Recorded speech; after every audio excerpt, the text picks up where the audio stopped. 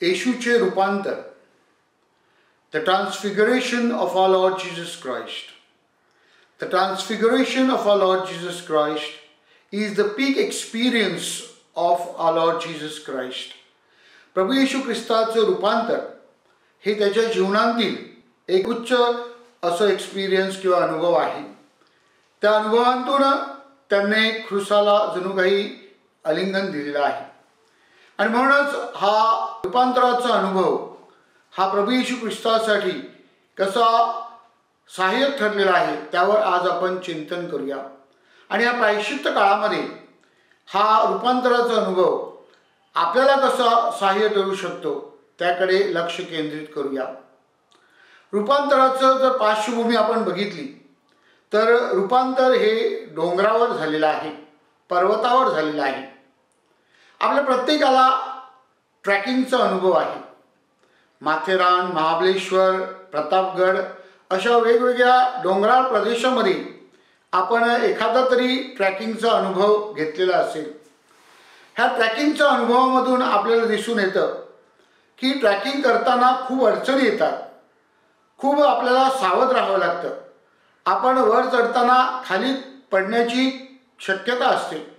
हे सर्व आपण करत असताना आपला जो ध्येय आहे म्हणजे जेव्हा आपण तो डोंगर गाठतो आणि त्या टेकडीवर पोचतो तेव्हा निश्चितच एक सुंदर आणि आनंदाचा चिरकाल टिकणारा अनुभव आपल्याला येत असतो. ह्या ट्रॅकिंगच्या प्रकारामध्ये प्रोसेसमध्ये आपण एक बघतो की ते डोंगर जे आहे ते बदलत नाही, हलत नाही. ते डोंगर आहे तसंच राहतं. परंतु आपला जो अनुभव आहे, आपले जे जीवन आहे त्यामध्ये निश्चितच फरक पडतं. अशाच प्रकारे हा प्रायश्चित्त काळ आहे. प्रायश्चित्त काळ दरवर्षी येतो, दरवर्षी तेवढाच असतो आणि तशाच प्रकारे पार पडतो. मात्र आपण त्या प्रायश्चित्त काळाच्या प्रवासामध्ये कशा प्रकारे त्यात सहभागी होतो त्यावर आपल्या जीवनाचा अनुभव आपल्याला येत असतो. प्रभू येशू ख्रिस्त हा डोंगरावर गेला आणि त्याला तिथे रूपांतराचा अनुभव आला. आपण देखील या प्रायश्चित्त काळामध्ये आपला प्रवास जर पूर्ण केला आणि निश्चितप्रमाणे आपलं ध्येय काय आहे ते गाठण्याचा प्रयत्न केला तर आपल्या जीवनाचं नूतनीकरण, रूपांतर झाल्याशिवाय राहणार नाही. रूपांतराचा पार्श्वभूमीमध्ये दुसरी गोष्ट आपल्याला दिसून येते आणि ती म्हणजे प्रभू येशू ख्रिस्त प्रार्थना करीत असताना त्याचं रूपांतर झालं. प्रार्थनेमध्ये त्यांनी परमेश्वराचा अनुभव घेतला. परमेश्वराबरोबर तो एकरूप झाला. तो खुद्द परमेश्वर आहे ह्याचा अनुभव त्याला आला. होय माझ्या प्रिय बंधू भगिनींनो, ह्या प्रायश्चित्त काळामध्ये आपल्या प्रत्येकाला देखील प्रार्थना करण्यासाठी, परमेश्वराचा अनुभव घेण्यासाठी, आपलं रूपांतर करून आपल्यामध्ये परमेश्वराचा जो स्वभाव आहे त्या स्वभावामध्ये वाढण्यासाठी जणू काही ख्रिस्त सभा आपल्याला बोलावत आहे. आजच्या पहिल्या वाचनामध्ये अब्राहम याचं उदाहरण आपल्यापुढे ठेवलेलं आहे. अब्राहम ज्याप्रमाणे जणू काही विश्वासू राहिला आणि त्या विश्वासाने त्याचं तारण झालं, तो आपल्या श्रद्धेचा पिता झाला. त्याचप्रमाणे प्रार्थनेच्या वातावरणामध्ये, दैवीपणामध्ये वाढण्यासाठी आपल्याला आमंत्रण आहे.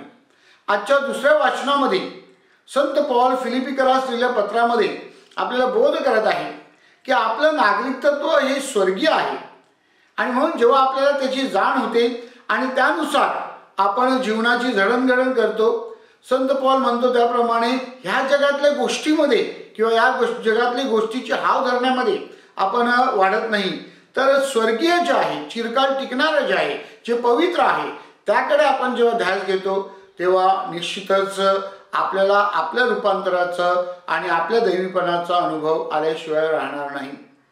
प्रिय बंधू भगिनींनो, तिसरी गोष्ट रूपांतराच्या पार्श्वभूमीमध्ये आपल्याला पाहायला मिळते आणि ती म्हणजे प्रभू येशू ख्रिस्त रूपांतर झाल्यानंतर डोंगरावर राहायचं पसंत करत नाही, तर तो खाली येरुशलेममध्ये येतो. येरुशलेम म्हणजे मरण आहे, येरुशलेम म्हणजे वधस्तंभ आहे, येरुशलेम म्हणजे काल्वरीची वाट आहे हे त्याला ठाऊक असून सुद्धा तो खाली येरुशलेमकडे येतो, कारण ते त्याच्या जीवनाचं ध्येय होतं. त्यासाठीच जणू काही तो या भूतलावर अवतरला होता.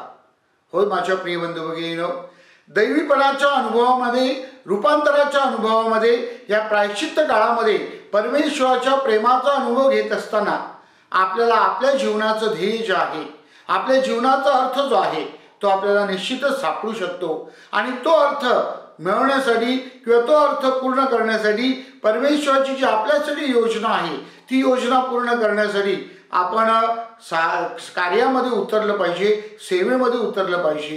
केवळ डोंगरावरील अनुभवामध्ये न राहता, प्रायश्चित्त काळातील पवित्र अनुभवामध्ये न राहता, दैवीपणामध्ये न राहता आपण जेव्हा कृती करण्यासाठी खाली उतरतो किंवा लोकांमध्ये समरस होतो, सेवा कार्य करण्यासाठी पाऊल उचलतो, तेव्हा निश्चितच रूपांतराच्या अनुभवामध्ये आपण वाढत असतो.